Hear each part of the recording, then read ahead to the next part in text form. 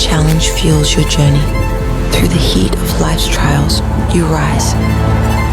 Stronger, resilient, unstoppable. Keep going.